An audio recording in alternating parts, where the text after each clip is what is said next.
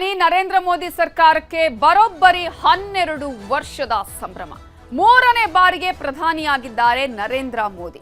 12 ವರ್ಷ ಮೋದಿ 12 ಪ್ರಮುಖ ನಿರ್ಧಾರಗಳನ್ನ ಕೈಗೊಂಡಿದ್ದಾರೆ. ಮೇ 26, 2014ರಲ್ಲಿ ಪ್ರಧಾನಿ ನರೇಂದ್ರ ಮೋದಿ ನೇತೃತ್ವದ ಎನ್ಡಿಎ ಸರ್ಕಾರ ಅಧಿಕಾರಕ್ಕೆ ಬರುತ್ತೆ. ಅಲ್ಲಿಂದ ಇಲ್ಲಿಯವರೆಗೂ ಕೂಡ ಇದೀಗ 12 ವರ್ಷಗಳಲ್ಲಿ ಸಾಕಷ್ಟು ಪ್ರಮುಖ ನಿರ್ಧಾರಗಳನ್ನ ಕೈಗೊಂಡಿದ್ದಾರೆ.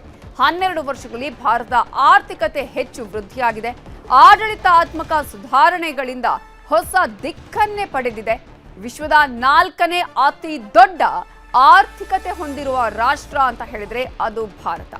ಹೆದ್ದಾರಿಗಳಿಂದ ಹಿಡಿದು ಡಿಜಿಟಲ್ ಪಾವತಿಗಳವರೆಗೂ ಕೂಡ ಒಂದು ದೊಡ್ಡ ಚೇಂಜಸ್ ಅನ್ನ ತಂದಿದೆ. ಸೆಮಿಕಂಡಕ್ಟರ್ ಮಿಷನ್ ನಿಂದ ಆತ್ಮನಿರ್ಭರ ಭಾರತದವರೆಗೆ ಭಾರತ ಸಾಕಷ್ಟು ಪ್ರಗತಿಯನ್ನ ಕಂಡಿದೆ. ಮೋದಿ ಆಡಳಿತದಲ್ಲಿ ಭಾರತದ ಚಿತ್ರಣವೇ ಬದಲಾಗಿ ಹೋಗಿದೆ. 12 ವರ್ಷಗಳಲ್ಲಿ ಹೆದ್ದಾರಿಯಿಂದ ಹಿಡಿದು ಡಿಜಿಟಲ್ ಪೇಮೆಂಟ್ ವರೆಗೆ, ಡಿಜಿಟಲೈಸೇಷನ್ ಆಗುವವರೆಗೆ, ಆರ್ಥಿಕತೆಯ ವಿಚಾರ ಅಂತ ಹೇಳಿ ಬಂದಾಗ ಈಗಾಗಲೇ ಇದರಲ್ಲಿ ನಾವು ಗಮನಿಸಬೇಕು, ಜಗತ್ತಿನ ಅತ್ಯಂತ ಪ್ರಭಾವಶಾಲಿ ರಾಷ್ಟ್ರದ ಜೊತೆಗೆ 4ನೇ ಆರ್ಥಿಕತೆಯ ಒಂದು ದೇಶ ಅನ್ನುವಂತಹ ಹೆಗ್ಗಳಿಕೆಯನ್ನ ಕೂಡ ಈಗಾಗಲೇ ಪಡೆದಿದೆ.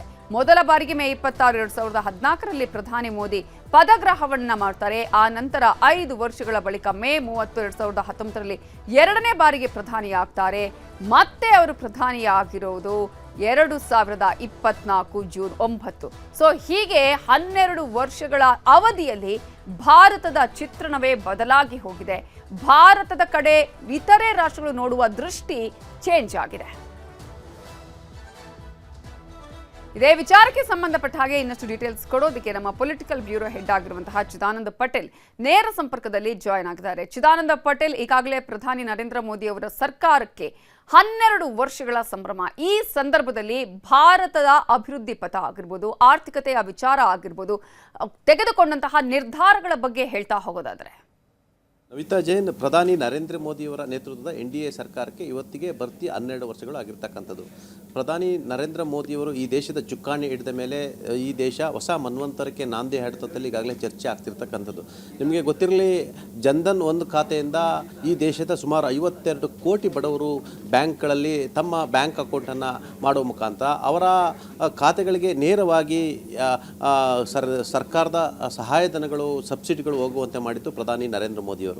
ಒನ್ ನೇಷನ್ ಒನ್ ಟ್ಯಾಕ್ಸ್ ಮುಖಾಂತರ GST ತಂದು ಆ GSTಯನ್ನು ಪರಿಷ್ಕರಿಸಿ ಇವತ್ತು ವಿಶ್ವದಲ್ಲಿ ಅತಿ ಹೆಚ್ಚು GSTಯನ್ನು ಸಂಗ್ರಹಿಸ್ತಕ್ಕಂಥ ದೇಶ ಆಗಿರ್ತಕ್ಕಂಥ. ಬಹುತೇಕ ಟ್ಯಾಕ್ಸ್ಗಳರನ್ನು ಕೂಡ ಎಲ್ಲೊಂದು ಕಡೆ ಒಂದೇ ಟ್ಯಾಕ್ಸ್ ಅಡಿ ತರುವ ಮುಖಾಂತರ ಟ್ಯಾಕ್ಸ್ ಸೋರಿಕೆಯನ್ನು ತಡೆಗಟ್ಟಿದ್ದು ಕೂಡ ಇದರಲ್ಲಿ ಅತಿ ದೊಡ್ಡ ಸಾಧನೆ ಅಂತ ಹೇಳಲಾಗ್ತಿದೆ. ಇನ್ನು ಡಿಜಿಟೈಸೇಷನ್ ವಿಚಾರಕ್ಕೆ ಬಂದರೆ ನಾವು ಮೇಕ್ ಇನ್ ಇಂಡಿಯಾ ಇರುವಂಥದ್ದು, ಆದರೆ ಡಿಜಿಟಲ್ ಪೇಮೆಂಟ್ ವಿಚಾರಕ್ಕೆ ಬಂದರೆ ಇದು ವಿಶ್ವದ ಅತಿ ದೊಡ್ಡ ಕ್ರಾಂತಿ ಅಂತಲೇ ಹೇಳಲಾಗ್ತಿರ್ತಕ್ಕಂಥದ್ದು. ಸುಮಾರು 18 ಬಿಲಿಯನ್ ಪ್ರತಿ ತಿಂಗಳು ಡಿಜಿಟಲ್ ಪೇಮೆಂಟ್ ಟರ್ನ್ ಓವರ್ ಆಗ್ತಕ್ಕಂಥದ್ದು. ಈ ಎಲ್ಲದರ ನಡುವೆ ಕೂಡ ಪ್ರಮುಖವಾಗಿ ಸುಮಾರು ಪ್ರಧಾನಿ ನರೇಂದ್ರ ಮೋದಿಯವರು ಬಂದ ಮೇಲೆ ದೇಶದಲ್ಲಿ ಸ್ವಚ್ಛ ಭಾರತ್ ಅಭಿಯಾನ ಅಡಿ ಮತ್ತು ಜಲ್ ಜೀವನ್ ಮಿಷನ್ ಅಭಿಯಾನ ಅಡಿ ಮನೆ ಮನೆಗೆ ಗಂಗೆ ತರಿಸುವಂಥದ್ದು, ಜೊತೆಗೆ ದೇಶದಲ್ಲಿ ಅನೇಕ ಕೈಗಾರಿಕೋದ್ಯಮಗಳ ಸ್ಥಾಪನೆ ಕೂಡ ಪ್ರಮುಖ ಪಾತ್ರ ವಹಿಸಿರ್ತಕ್ಕಂಥದ್ದು. ಒಂದು ಕಾಲದಲ್ಲಿ ನಾವು ವಿದೇಶಗಳಿಂದ, ಬೇರೆ ಬೇರೆ ದೇಶಗಳಿಂದ ನಾವು ಅನೇಕ ಗೂಡ್ಸನ್ನು ನಾವು ಆಮದನ್ನು ಮಾಡ್ತಾ ಇದ್ವಿ ಮತ್ತು ಪ್ರಮುಖವಾಗಿ ಮೊಬೈಲ್ ಅಂತ ಸಲಕರಣೆಗಳನ್ನ ಮಾಡ್ಕೊಳ್ತೀವಿ. ಈಗ ನಾವು ಬೇರೆ ಬೇರೆ ದೇಶಗಳಿಗೆ ಮೊಬೈಲ್ಗಳನ್ನು ರಫ್ತು ಮಾಡುವಂಥ ಸ್ಥಿತಿಗತಿಯಲ್ಲಿ ಇರ್ತಕ್ಕಂಥದ್ದು. ಮೇಕ್ ಇನ್ ಇಂಡಿಯಾದಲ್ಲಿ ವಿದೇಶಿ ಕಂಪನಿಗಳ ಜೊತೆ ಇಂಡಿಯನ್ ಕಂಪನಿಗಳು ಕೊಲಾಬ್ರೇಷನ್ ಹಾಕಿ ಭಾರತದಲ್ಲೇ ತಯಾರಿಕಾ ಕಂಪನಿಗಳನ್ನು ಮಾಡುವ ಮುಖಾಂತರ ಉದ್ಯೋಗ ಜೊತೆಗೆ ಆರ್ಥಿಕತೆ ಸಬಲತೆ ಕೂಡ ಕಾರಣಕರ್ತ ಆಗಿರ್ತಕ್ಕಂಥದ್ದು. ಅಲ್ಲದೆ 12 ವರ್ಷಗಳಲ್ಲಿ ಹಲವಾರು ರಾಜ್ಯಗಳಲ್ಲಿ ಅಧಿಕಾರ ನೀಡುವ ಮುಖಾಂತರ ಕೇವಲ ಸರ್ಕಾರ ಒಂದೇ ಅಲ್ಲ, ಪಕ್ಷದ ವಿಚಾರದಲ್ಲಿ ಕೂಡ ಸಕ್ಸಸ್ ಆಗಿರ್ತಕ್ಕಂಥದ್ದು ಮತ್ತು ಅನೇಕ ರಾಜ್ಯಗಳ ಗೆಲುವು ಕೂಡ ಇದು ಕಾರಣ ಆಗಿರ್ತಕ್ಕಂಥದ್ದು.